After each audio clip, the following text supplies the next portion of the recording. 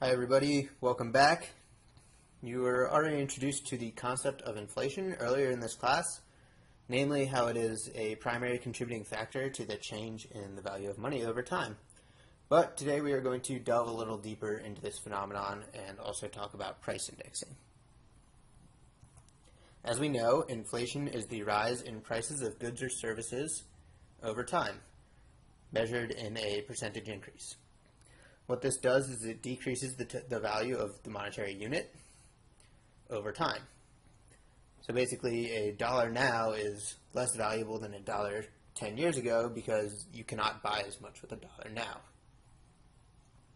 So before we learn how to calculate inflation, we have to discuss price or cost indices.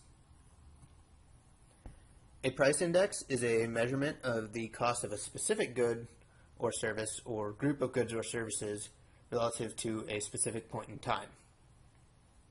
These are used to track and quantify the changes in the price of goods and services, as well as estimate the cost of different aspects of a project in the future. A specific point in time that the index is relative to is called the base year, and will always have a value of 100. So a price index of 200 means that the price of a good has doubled since the base year, in whatever year that price index of 200 is measured in. So let's calculate a price index. In 2014, for a group of 3 goods and services, we want to find the price index relative to a base year of 2013. So in this table, we've got 3 goods commonly used in civil engineering projects. We've got Portland cement, labor measured in hours, and then steel measured in metric tons. So in 2013, we've got a column that says cost and then a column that says units demanded. In 2014, we also have another column that says cost and then the units demanded for 2014. So the first thing to do is set the price index of the base year equal to 100. The base year is 2013. All price indexes in the future are going to be relative to 2013. So the next step is to calculate the total value of goods sold in the base year. This is done by multiplying the cost per units by the unit demanded. So we multiply the first column by the second column, and we end up with a total value of this bin being $13,700. So next thing we do, we calculate the total value of goods sold in 2014. But there's a caveat. You have to assume that the units demanded remained constant since the base year. So we're going to use the units demanded in the base year. The reason we do this is we're controlling for the fact that the demand fluctuates and is going to change the total value of the goods sold, but where we want this price index to do what it does is measure price, or change in price really. So we are going to hold the units demanded as constant. So we take the units demanded in 2013, multiply the cost in 2014, we get $14,680. The next step is to calculate the price index using your proportions. So you're going to divide the new price index by the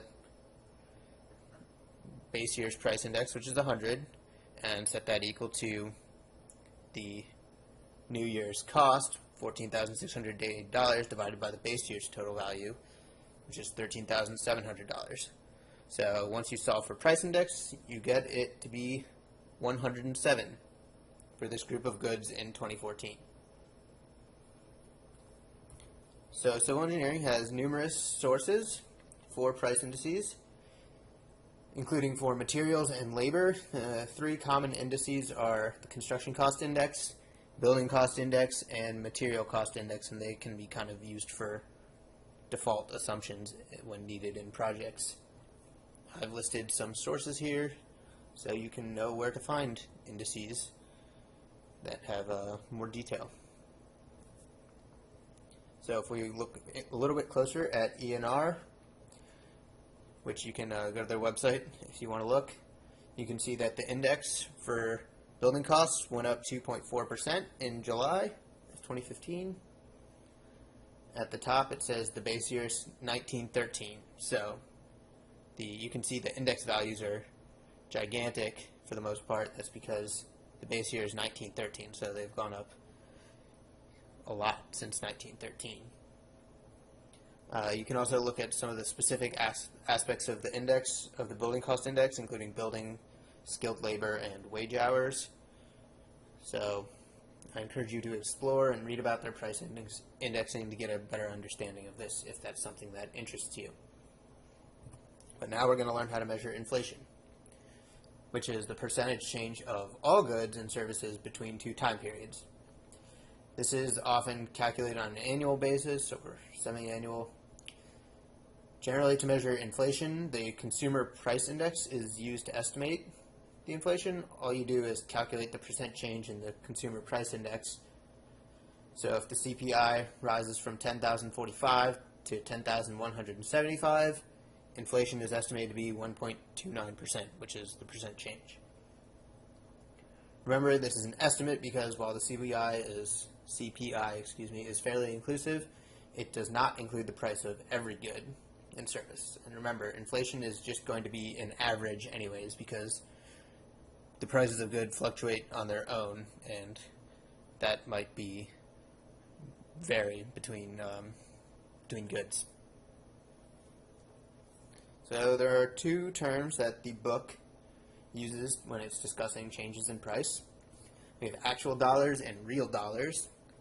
Actual dollars are the price associated with a cash flow at the time of the cash flow. So this accounts for inflation. This is how much money you're actually paying in time. Real dollars are going to be the value of the cash flow at the original point in time when you're doing the analysis. So it's a specific point in time is what the real dollars are relative to, and it's for purchasing power. So this is going to not include inflation. So this can help you to finance projects ahead of time by calculating how many real dollars you need to achieve a cash flow, or need to know how many specific dollars you will need at a future point in time. So there are other things that contribute to the change in a price of good other than inflation. So the price of goods fluctuate, and then inflation sort of adds to that effect. Those can be supply and demand, the presence of competition, the availability of a substitute good, any other common economic phenomena will impact the price of a good sold. Shortages of a good will drive the price up, while surplus will lower the price. So if there's a shortage of steel produced one year, it would cause the price of steel to go up until the shortage is over. The price change has nothing to do with the value of the dollar changing, so it's important to differentiate between the two. So this is what we talked about. And lastly, if we want to calculate real dollars from actual dollars, we use the following formula. You take the actual dollars and divide by 1 plus the inflation rate and then take that entire quantity to the K minus B, where K is the difference in years between K minus B is the difference in years between the time in question and the base period. Thanks everybody. That's all for today. We will talk to you next week.